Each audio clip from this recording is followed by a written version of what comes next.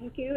As chair of the Board of Trustees, I convene this meeting. And Mr. Woodward, would you please read the statutes regarding the authorization of our electronic meeting?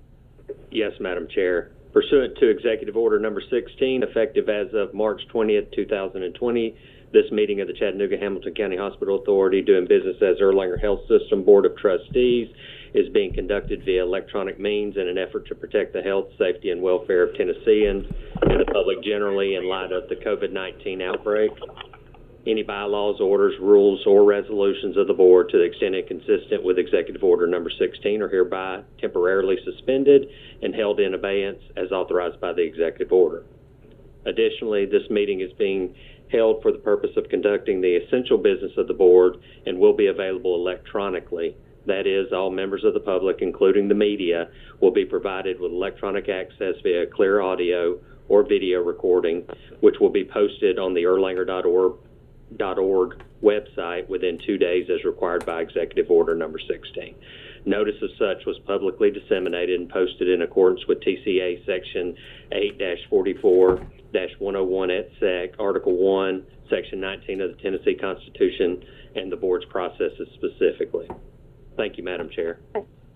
Thank you, Mr. Woodward. And with that having been read, I officially call this meeting into order. And as is our process normally, Dr. Keys, would you please open us with an invocation? Absolutely.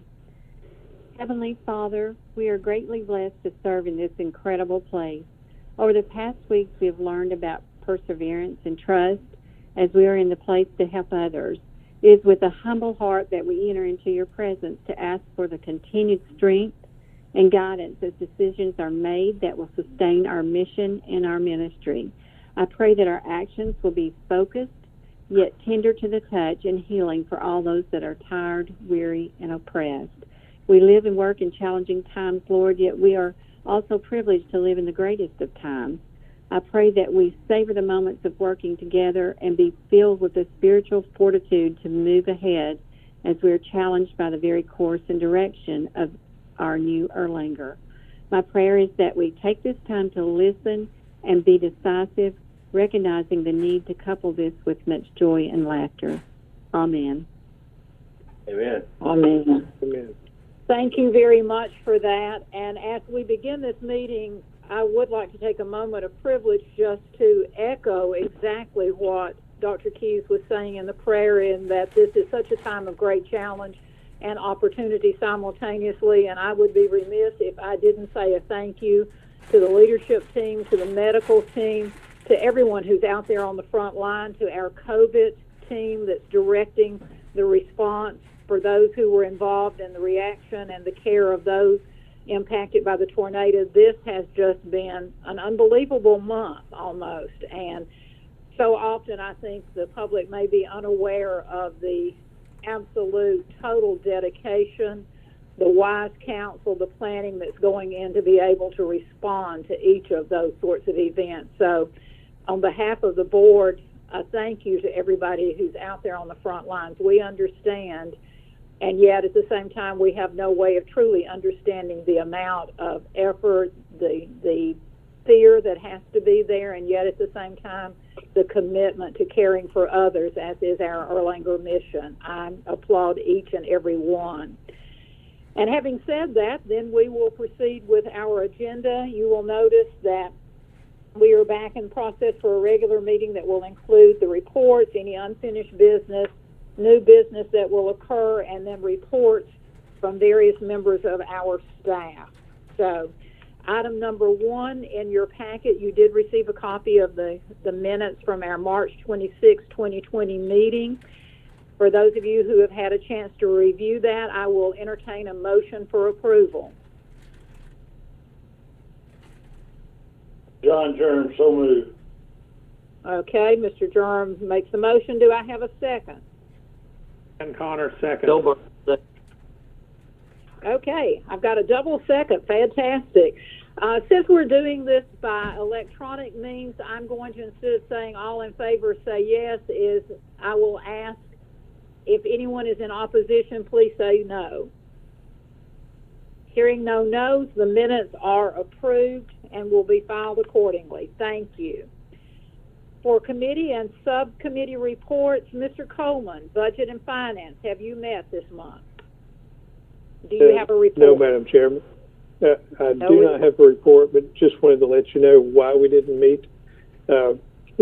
Normally in April we would start our budget planning process, and after consultation with management, we felt like we needed a full month's run rate on the impact of the COVID virus on the month of April, so we could get a better idea of how to rebase our expectations for the budget for fiscal year 21. So I suspect that we'll have several meetings in May to catch up, but that's the reason we did not have a meeting, and we will move forward and keep the board informed when we start up in May. Thank you very much, Mr. Coleman. I know each of us looks forward to hearing those reports because we have some general awareness of the impact that COVID has had on our financial operations. So thank you for sharing that. Dr. Angle, Planning Committee? We did not meet. Okay. Thank you. Judge Webb, Audit and Compliance? Judge Webb has not joined us yet. Linda, he just sent me a text asking when we started, so I gave him that information. But Audit and Compliance did not meet this month. Okay, no report there. Vice Chair Boynton, does legal have a report? No, we did not meet. Thank you. Mr. Germ, MBEC? Did not meet. Gerald is on. Thank you, Judge Webb. Mr. Woodward just informed us that that Audit and Compliance did not meet this month, so we are at the committee report section of the agenda. Okay, yes. Thank you. And the Executive Committee of the Board did not meet either, so obviously the restrictions on meeting in person has certainly impacted our ability to do some of the business of the hospital. Is there any unfinished business that needs to be brought before the board?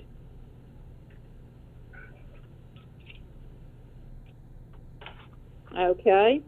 New business, consent calendar. You'll notice Resolution 200401. Do I have a Move motion adoption, to approve? Madam Chair. Thank you. A second. Second, Gerald Webb. Thank you. Any in opposition? The resolution 200401 passes. We'll pause for just a minute for resolution 200402 to allow Dr. Burns to recuse himself, and then he will rejoin us after our discussion and vote regarding this resolution. We'll pause for just... Thank you, Dr. Burns. Okay, Mr. Burkett, Resolution 200402, please. Thank you, Madam Chairperson. What we bring before you tonight is a proposed arrangement among University Surgical Associates Erlanger and Jacob Wood, MD, for provision of vascular surgery services in the hospital. This program has been recommended by Erlanger's contract committee.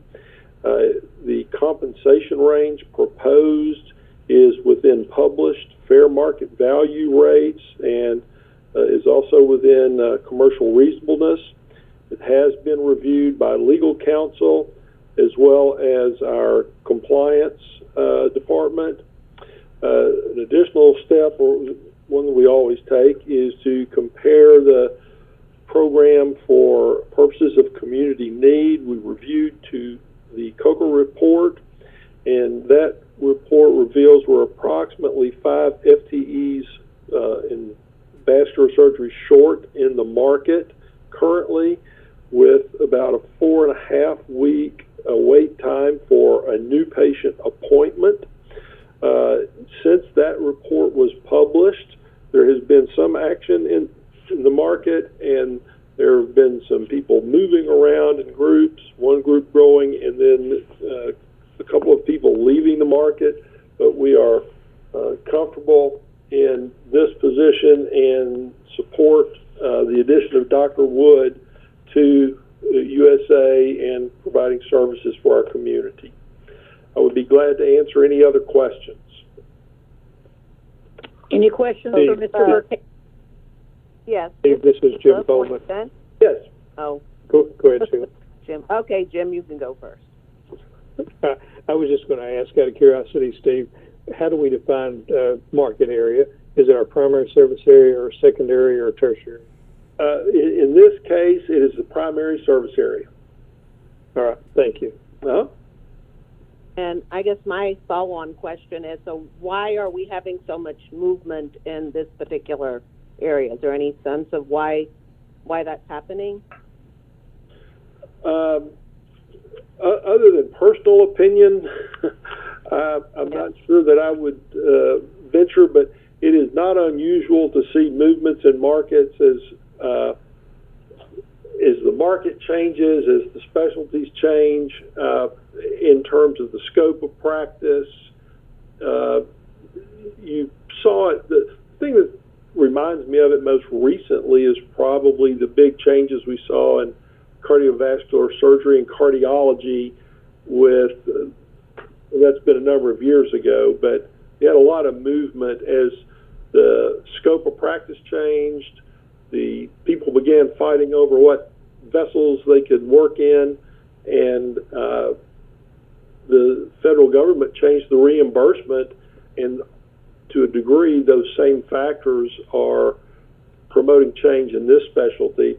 But Dr. Burns is probably a better person to actually answer that question than me. Those are non-clinical opinions in essence. Yeah. What were the changes to the reimbursement? They went down? I mean, was that what caused this? In my right now, there's a balance between the advent of endovascular technology has made a lot of services available in offices and in office-based labs as opposed to in hospitals. And as the federal government and commercial payers respond to those changes in technology, you've seen over the last couple of years movement to favorable reimbursement in a less restrictive environment in the office. And if this follows patterns of other kinds of services, there will be a rebalancing of it, in my opinion, in a future time. But that sort of thing, and just the movement of people in a market where group practices and employed physicians and smaller groups of single specialty folks are moving around in response to the economy, in response to the technology and the reimbursement. And I know that's very general, but I'm sorry, I really just, with respect to this discipline, could not at this point be any more specific than that. Okay. It just seems like we've had a lot of movement in the vascular surgery space in the last couple of years. So yes, I wondered I if there was a agree reason for that. Yeah. So I was wondering if there's some underlying reason that we don't understand. And obviously it's a big need given what you said about how long people have to wait for an appointment. Right. Well, Dr. Jackson or Dr. Shack may wish to address this. They may be more informed than I am. Well, this is Shack. I know a little bit about it. I think that a lot of it is market-driven and also control issues. I mean, being a part of a big group like USA, some of these subspecialists feel like they can have a better control of their practice if they're out in a less restricted area. You know, because the vascular surgeons are part of a big group which includes every surgical specialty within USA, or not every, but almost every. And so, they feel like they've got more freedom if they're on their own and can do more of what they want to do. So that's a big part of it. And some of it's just personality. After a few years, they don't get along anymore. Okay. Any other questions for me? Thank you.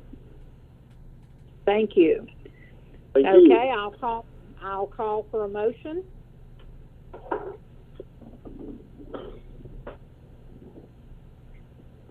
So moved. Gerald. Okay, that was Judge Webb. Okay, do I have a second? This is Jim Coleman. Second. I'll second. Okay, thank you, Mr. Coleman. A second. Anyone in opposition? Hearing no no's, resolution 200402 passes. We'll pause for a minute. Mr. Woodward, will you notify Dr. Burns electronically that he may rejoin us? I just texted him, Madam Chair. Thank you. We'll pause for just a moment, and while we're waiting for him, item number 8 on our agenda is informational items, and we have no reports at that point. At this point, item number 9, medical staff report. Dr. Bolden, the floor is yours. I don't have any report at this time. Okay. Thank you. Okay, no report. Thank you, Dr. Bolden. Management report. Dr. Shack. Yes, yes, Madam Chair. Thank you so much. And I wasn't able to be at the meeting last week, but I'm glad to be here this month. I'm sorry, but I'm glad to be here today and give you a brief report of what's been going on with the College of Medicine.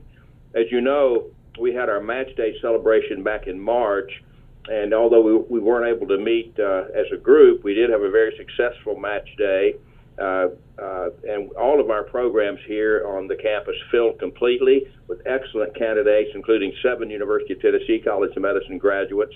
So it was a very successful match year for all the programs here on the Chattanooga campus. A few things that have been affected by the pandemic. We had our research day scheduled for this Friday. That's been canceled and will be rescheduled hopefully before the end of the academic year, sometime probably in late June. The same thing has happened with the Quality Day, which is another day when the residents present quality improvement papers, and they're judged, and there's a winner, and an award is given. But that's been pushed back till probably the end of May. We'd like to get it done before the end of the academic year, so the last week of May is probably when that will occur. The graduation ceremony for the College of Medicine will be a virtual graduation ceremony. I don't have any details about how those who would want to log into it and listen to it can do so, but it will be available, and that's going to be on May the 29th in the afternoon. So keep your eyes peeled. As soon as I know more about the details of the virtual graduation, I'll pass that on to the board. But that ends my report, ma'am. Thank you. Thank you very much, and we look forward to the information about the graduation ceremony. That certainly will be a high point during a couple of months of difficulty. Absolutely. That'll be fantastic. Thank you very much, Dr. Shack. You're welcome. Dr. Jackson. Thank you, Madam Chairman.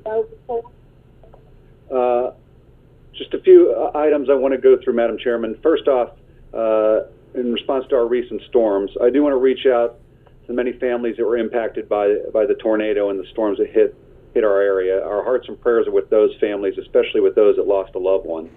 I do want the board and the community to know that Erlanger's emergency management team, our clinical staff, all responded in a manner that everyone can be proud of and that we've done time and time again. Erlanger itself had numerous employees that were impacted. We have 5 employees that had a total loss of their home.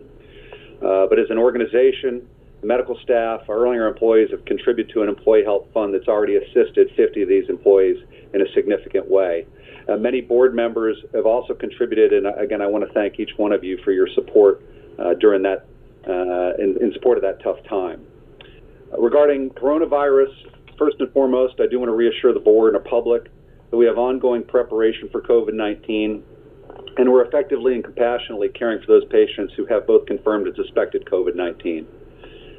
The past 60 days have been challenging for healthcare in general, both operationally and financially, and Erlanger has been no exception in this regard.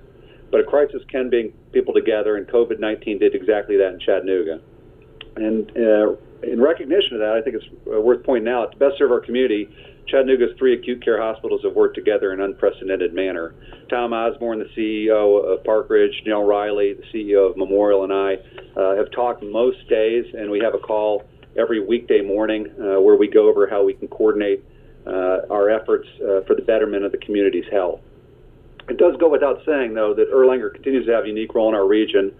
Our services are essential as we continue to serve the uninsured and the underinsured. Now, fortunately, most COVID-19 cases don't require hospitalization, and the COVID-19 patients we've taken care of at Erlanger have had the most serious symptoms.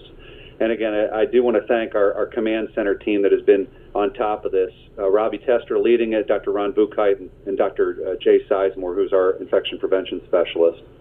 So as it relates to testing, we've continued to use the protocols that are developed by the medical staff and the command center leadership that I just mentioned.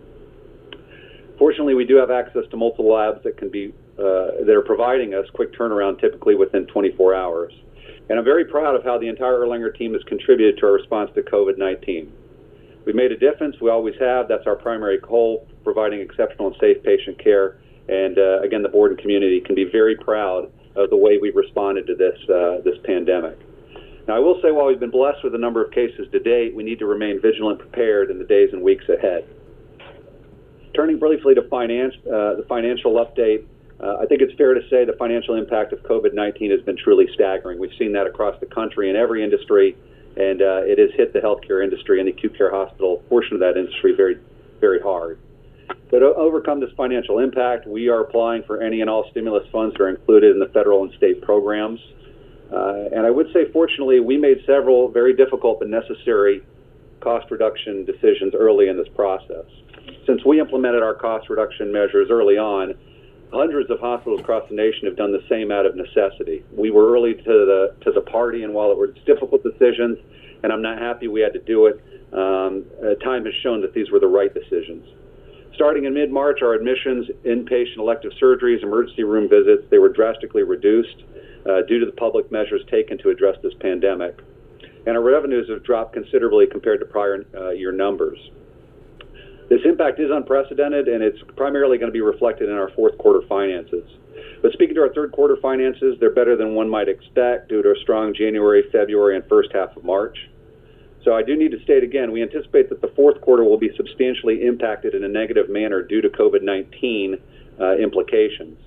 And stimulus funds will be used to offset a portion of this fourth quarter loss, but it won't overcome it. And again, we're not unique in the industry in having this issue. It is, again, worth pointing out, reflective of our improved operations and the actions taken by management and our frontline staff, our third quarter net income from operations was $4.2 million compared to a budget of $2.3 million. So we had a positive quarter, and I'm proud of it, and our team is proud of it. But I do want to bring to your attention that this includes a recognition and alignment of several payments, such as our DISH payment, with services that we provided for the uninsured and the underinsured during the third quarter. A few additional key statistics worth speaking to. Admissions were 7.7 less than prior year. Our inpatient surgical volumes were 7.9% less than prior year. ED visits were 7.6% less than prior year. And our days in cash presently are 62. But again, April, unfortunately, is shaping up to be a much more difficult month. And again, with all the things we've put in place, I'm hopeful we'll be able to mitigate that as best we can. In that vein, our reopening plan I want to speak briefly to. We're currently developing our plans to reopen services as early as the first week of May. I've been on calls with the Tennessee Healthcare Association, Hospital Association, including earlier today, working closely with our medical staff leadership, with our command center leadership, so that we can reopen in a thoughtful and safe manner. We are going to be continuing our current visitation policy, so patients, visitors, and staff are in a safe environment. But I do think it's important to state, even as we reopen, even in the context of this pandemic, individuals that need medical care should not hesitate to access our services. We're going to be putting measures in place to make sure that we can deliver this care as safely as possible. And then lastly, I would be remiss if I didn't speak on behalf of our administration and our team. The Chattanooga and the surrounding area have been extremely gracious during this unprecedented times, and we really can't imagine a more caring and giving community. On a daily basis, someone or a business tangibly recognizes the exceptional care and work that is taking place here. We've had mass donations. We have people praying for us. We have delivery of meals, tangible support in grants and financial gifts. And so on behalf of the entire Erlanger family, I want to thank Chattanoogans for recognizing our physicians, our nurses, all our frontline staff, our support, all of our associates during this time. God bless everyone that's been able to support us, and certainly God bless Chattanooga and Erlanger during this time. Madam Chair, that's my report. Thank you, Dr. Jackson. I would join you in saying a hearty thank you to the Chattanooga community. I think during times of difficulty, there is a recognition that Erlanger is their safety net hospital and that we are there regardless of the circumstances, and we are not only willing and qualified to serve their families, but we do it with great humility and with a desire to improve our community. So a special thank you to you and everyone associated with Erlanger for what they have done, and to the community for their outpouring of love and support. Thank you. Yes, ma'am. Thank you. Item number 9 on our agenda, any reports from trustees or officers? Anyone have anything to share with the board? Okay, hearing no response to that, I will remind you, item number 12 on the agenda talks about our meetings that are currently scheduled for May, beginning May 25th, with our next board meeting May the 28th at 5:15. And at this point, I need to identify that we will go into executive session, citing the following basis for that. The strategy, this meeting is being held pursuant to Title 68 Tennessee Code Annotated, Chapter 11, which authorizes the discussion and development of marketing strategies and strategic planning in closed meeting. Quality peer review, the board is a quality improvement committee as defined by Tennessee Code Annotated 6811-272. Therefore, the records, actions, and materials discussed in this meeting are protected by the Tennessee Patient Safety and Quality Improvement Act of 2011, and the Healthcare Quality Improvement Act is set forward in 42 U.S. Code 11-101. And at this point, may I request that our board secretary, Kitty Quinn, conduct a roll call vote of the trustees to enter into executive session. Mrs. Quinn. Mrs. Mines? Yes. Mrs. Boynton? Yes. Mr. Webb? Yes. Dr. Engel? Yes. Dr. Bolton? Yes. Dr. Burns? Yes. Mr. Coleman? Yes. Mr. Connor? Yes. Mr. Germ? Yes. Mr. Sattler? Yes. All right. Thank you very much. At this point, we will pause to allow all non-essential listeners to disconnect, and we will convene for our executive session momentarily.